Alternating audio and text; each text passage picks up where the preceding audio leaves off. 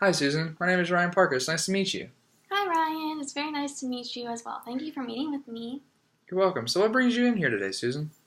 Well, I was referred by my primary care physician, Dr. Jim, because I've been struggling with alcohol addiction for a long time, and I don't feel like I can do anything with my friends or my family without having alcohol in the picture. Okay, so how long has this been going on for you? Probably on and off for about 6 or so years. Okay. Have you ever undergone rehabilitation or been involved in a support group in any way? Yeah, I have been in a support group in the past, and I think it helped. Right now, I'm 1 month sober, but I'm really struggling with relapse. That's awesome. You've been sober for a month. That's pretty impressive. Okay, so it sounds like finding activities that you enjoy may help your psychological and emotional health and prevent future relapse. What are your current or previous interests? Well, I used to run a decent amount when I was younger, but I've gained a lot of weight since I hit my 20s. I'm from the coast, so I also used to enjoy going on the boat with my parents and being outside, but they passed away recently, and I just don't really find enjoyment in that as much anymore, and I wish that I could. Honestly, I don't think I have any current interests, at least not that I can think of right off the top of my head. Okay, so previously you enjoyed running and being outside. Do you think that if you weren't having trouble with addiction, you could still enjoy these activities? Yeah, I think so. I'm just really tired of feeling like I need alcohol, and also feeling so unhappy all the time because of that. I kind of forgot to mention it earlier, but my blood pressure has also been through the roof high every time I go to the doctor, which is super abnormal for me, and it kind of worries me. I can definitely understand that. It sounds like you've had a lot going on over the last few years, and I'm very happy that Dr. Jim referred you to me so we can try and find ways to improve your overall well-being. When did you notice your elevated blood pressure? The last 4 to 5 doctor's visits has been pretty high, especially for me because I don't want to have to go on blood pressure medication, and typically when I go to the doctor, it's really low. I think part of my high blood pressure recently, though, has been related to anxiety. I've been having a lot of anxiety over really, really small and kind of dumb things. Okay, so do you have access to a blood pressure cuff or pharmacy that could regularly take your blood pressure and keep a log of it? Yeah, I think I can go to the Rite Aid by my house and get that done. Okay, that would be a good idea. I will communicate with your primary care physician about it as well. So what exactly do you get anxious about typically? Usually driving really stresses me out, and family issues, especially with my kids, because they're older and they tend to fight a lot. Well, I guess they used to fight more when they were younger, but we kind of get into arguments, and sometimes I just get really anxious for no reason, and I just can't shake the feeling. Yeah, driving with mean kids in the back is never a fun thing. So when you get anxious, what are some things you do to relax?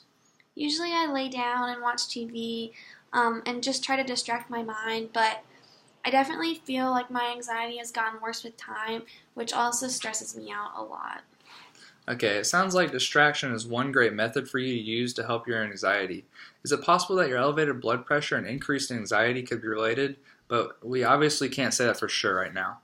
Would you like to work with me during a future session to find some more techniques that might help you relax when you're feeling anxious?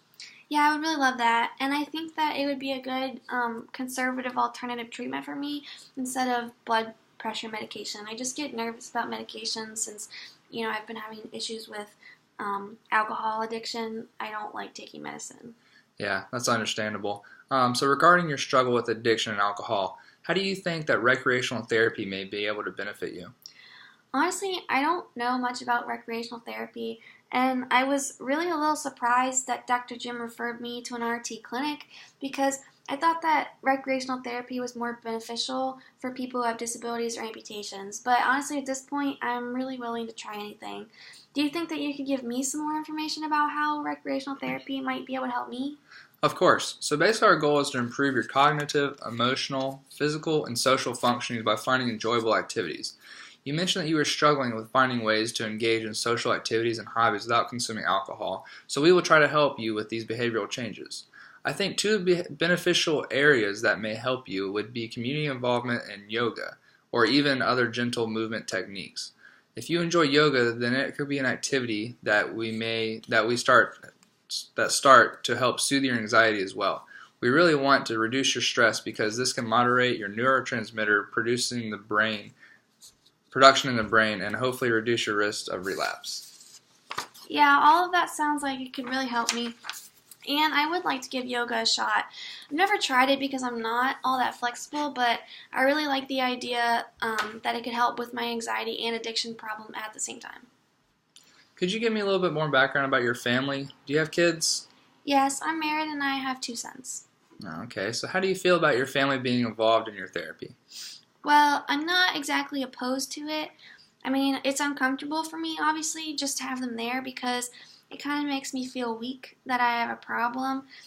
But, I mean, my kids are 22 and 18, so obviously they know I've been struggling with this for a long time. And I think over the years they've become to resent me for it. I just think our family isn't close and everybody tries to just stay away from each other. So actually, family therapy might be good for us in the long run. And also, my husband has started to drink pretty heavily at night over the last year, so I'm not sure if it's because he's been watching me do it for so long, or if he's just given up on the fact, just on everything. I don't know, but I worry that he's going down the same path as me, so I think that the involvement in therapy with me could benefit him as well. Wow, okay, thank you for your honesty. After listening to your concerns regarding your husband and children, I think it would be beneficial to involve them in your therapy as well. I believe that we have a lot of great ways to start working with you. One thing I want to mention is that no one form of therapy treatment will work for every person in your family, so the programs that we make for you may have to change based off your needs and preferences. That makes sense, and I'm willing to be honest and open about what I think is working and not working.